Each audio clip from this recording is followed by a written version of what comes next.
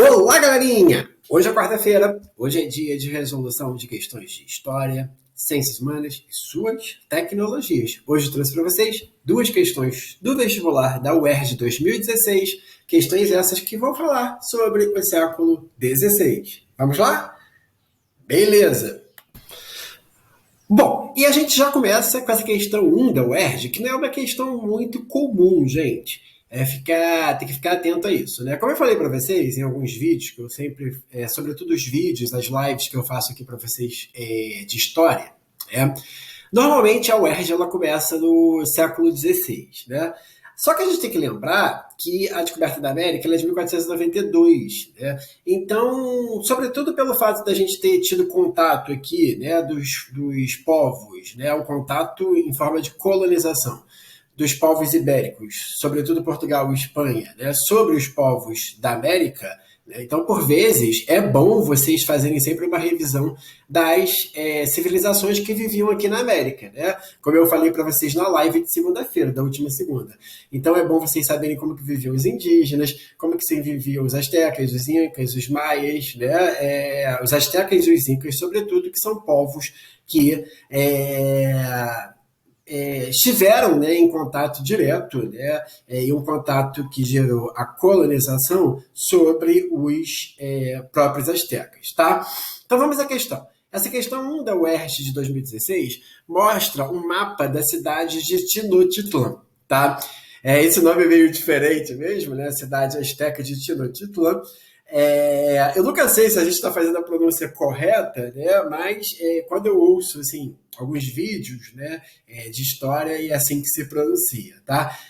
A cidade de Tenochtitlan, que foi, né, uma cidade durante, pelo que vem revelando os estudos, né, historiográficos, maior do que a maior parte das cidades europeias da época, né?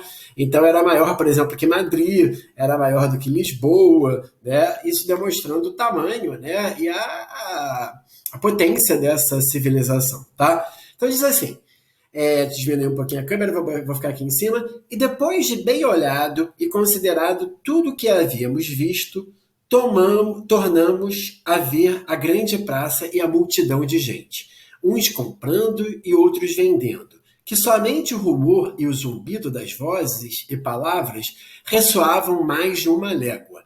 Entre nós havia soldados que estiveram em toda a Itália e Roma e disseram que praça tão bem compassada e de tal tamanho e tão cheia de gente jamais haviam visto. Correto? Então, é um depoimento, tá, de um espanhol que esteve em Tenochtitlan, chamado Bernal Dias, né, em crônicas sobre a conquista espanhola. Tá? Então ele fica assustado, né, dizendo que inclusive soldados espanhóis que estiveram na Itália, né, em Roma, né, não viram uma cidade tão grande, uma praça tão grande. Aí diz assim, o mercado de Tenochtitlan é uma grande praça toda cercada de pórticos e maior do que Salamanca, na Espanha, né? Só posso dizer que na Espanha não há nada de comparável. Essa cidade era a coisa mais bela do mundo. Outro espanhol, né, esse mais famoso, o Hernán Cortés, né, outro colonizador, que esteve aí em contato com Tenochtitlan. Tá? Então vamos lá, vamos fazer aqui a questão. O mapa de Tenochtitlan, capital do Império Azteca, a época da conquista da América, no século XVI, auxilia a compreensão dos relatos dos espanhóis, correto? Cujas reações diante da cidade revelam características daquela sociedade pré-colombiana, essa sociedade antes de Colombo. Indique duas características da sociedade asteca que causaram as reações expressadas nos relatos acima. Gente, olha só, se você parar para pensar, essa questão é uma questão mais interpretativa. O que eles ficam assustados aqui com os relatos? Com o tamanho da cidade. Então a gente percebe, né, que já existe uma urbanização efetiva nessas cidades astecas que causam a surpresa. Tá vendo? Eles querem duas características dessa sociedade que indicam surpresa, né? Outra surpresa que eles tiveram, né? Eles tiveram contato com uma sociedade que já mantinha um fluxo comercial maior do que, por exemplo, os indígenas do Brasil na época, né? Então, o tamanho da cidade, a urbanização dessa cidade, os fluxos comerciais dessas cidades, tá? A quantidade de pessoas vivendo no meio urbano, né? Então, tudo isso assustou bastante os espanhóis. Vamos ver o padrão de resposta aqui, como eu sempre faço com vocês? Ó, o que assustou os espanhóis? Extensão territorial, riqueza material, atividade comercial, intensa urbanização, arquitetura monumental, tá? Então, tudo isso vocês poderiam usar. Aí tem uma segunda parte da questão. Lembre-se, toda questão específica da UERJ, normalmente, ela tem duas partes, dois comandos. Um é indicar e o outro, ó, cite ainda 2 objetivos da conquista europeia na América. Isso nós vimos na live de segunda-feira. Então, quais eram os objetivos das conquistas, né? Buscar nesse novo mundo metais preciosos, catequização dos povos locais, né? Ou expansão do cristianismo também, né? Do catolicismo, sobretudo, né? Que são povos católicos, né? Ou Portugal e Espanha, expansão da fé cristã católica, né? Busca de matérias-primas, metais preciosos, enfim, conquistas territoriais, tá? Tudo isso são traços ali do mercantilismo que nós vimos na live de segunda-feira, beleza? Então, ó, tá aqui. Expansão da fé católica, extração de metais preciosos, obtenção de matérias-primas, promoção do ideal de civilização, exploração da mão de obra nativa e ampliação do poder das monarquias europeias, beleza? Então, tudo isso a gente viu na live de segunda-feira. Vamos então fazer mais uma questão, que é a questão 2. Ó, lembrando a vocês, né, que sempre as primeiras questões são questões sobre o século XVI, XVII, tá? A UERJ tem essa lógica e as últimas são sobre o século XX. Bom, nessa questão 2 é uma questão muito bacana que mostra assim, engenho de açúcar e vista de Olinda, tá? Então ele diz assim, o triunfo holandês seria coroado com a chegada do conde Maurício de Nassau-Siegen, que desembarcou como governador em janeiro de 1637. Transformando em mito de nossa história seiscentista, Nassau ficaria também celebrizado pela missão de pintores naturalistas que financiou no seu governo. Franz Post foi o mais renomado componente da missão nassoviana, dedicando-se à pintura de paisagens, retratando a natureza tropical e as construções humanas. Esse é o tema da nossa próxima live, né? Se bem que na live de segunda-feira eu botei lá um linkzinho de uma aula que eu dei só explicando União Ibérica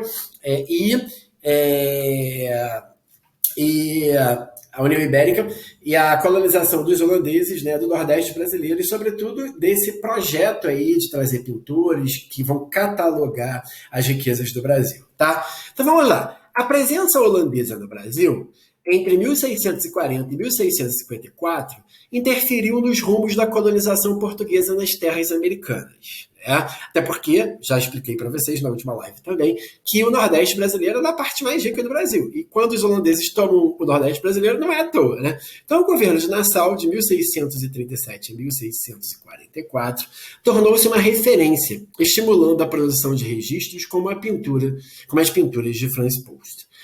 Identifique o principal objetivo econômico da presença holandesa no Brasil. Qual era o principal objetivo econômico dos holandeses, né? A extração a plantação e a extração da cana-de-açúcar, do açúcar que seria refinado na Holanda, né? Não era à toa que os holandeses ficaram de olho na parte mais rica do Brasil, né? Que era a parte produtora de açúcar. A gente está no ciclo de açúcar, né? No século XVI. Beleza?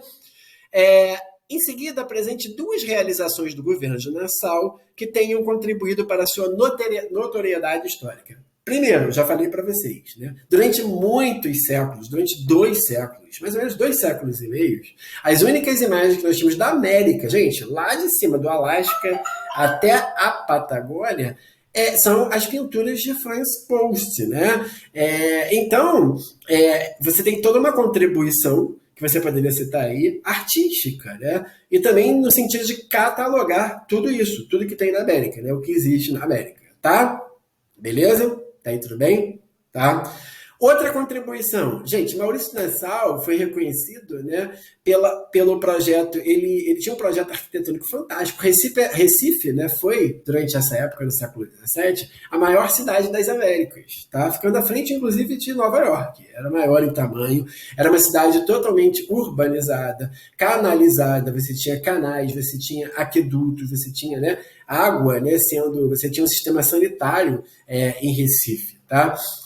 Então, os projetos arquitetônicos dos holandeses de Nassau, a urbanização do Recife, né, essas missões artísticas que vieram para o Brasil, todas são contribuições. Vamos ver os padrões de resposta da banca. Então, o principal objetivo econômico era a ocupação e controle das regiões produtoras de açúcar do Brasil, né, e do litoral do Nordeste do Brasil.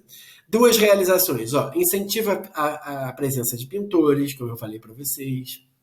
Controle do comércio de escravos africanos, não falei, mas é importante também, tá aí. Conquista de entrepostos de escravos em Angola, né? Então, esses escravos de Angola vinham para Pernambuco, né? E eram espalhados para o Brasil. Embelezamento arquitetônico de Recife, tá? E Olinda. Consolidação de alianças com proprietários de engenhos locais, tá? Tolerância religiosa com relação a católicos, protestantes e judeus, isso é uma característica dos holandeses também. Ampliação do domínio territorial dos holandeses no litoral nordestino e recuperação da produção de açúcar nas regiões afetadas pelas guerras de ocupação. Eu vou entrar nessa matéria, essa parte dos holandeses, gente, ela é muito importante em história. E, sobretudo, se a gente parar para pensar, tá? Que a gente teve a morte recente, foi esse ano, tá, gente? Agora, se não me engano, foi em março desse ano, do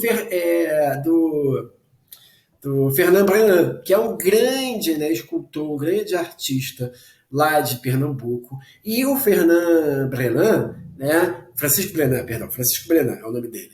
Ele é um dos maiores detentores, né? Você tem lá o Espaço Brennan em Recife, né? Fica uma dica aí de quem quiser fazer turismo, né? Então, ele tem, né, nesse espaço dele, né, nessa espécie de casa cultural, nessa espécie de museu, vários quadros de Franz Post, né, que estão, inclusive a gente tem mais quadros, né, mais imagens de Franz Post, né, no Brasil do que na Europa, né, na própria Holanda, tá? Então, pelo fato aí da gente estar no ano da morte do Francisco Brennan, né, é importante que a gente olhe, e eu vou falar disso para vocês na próxima live de história, sobre a presença dos holandeses por aqui. E para terminar nosso vídeo com chave de ouro, fica a dica para vocês aí, um filme sobre, né, Francisco Brennan, a vida dele, né? Um filme dirigido por Mariana Brennan Fortes, tá? Melhor documentário, ganhou o prêmio de melhor documentário, prêmio Itamaraty, melhor filme, prêmio Abrancini, tá?